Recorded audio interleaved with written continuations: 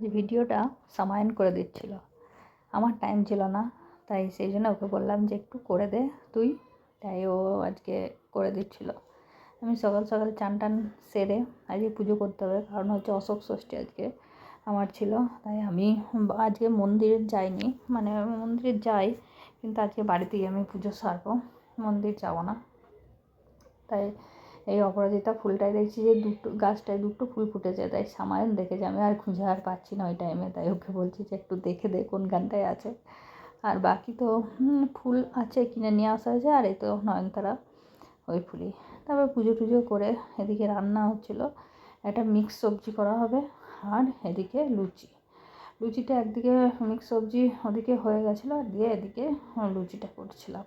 যে লুচিটা করে দেখুন আমি একটু আবার ঠান্ডা নিচে এসে প্রচুর ঠান্ডা ভাব লাগছিলো, একটু চাদর নিলাম, সবজি হয়ে গেছিলো আর এদিকে সিমইও হয়ে গেছিলো।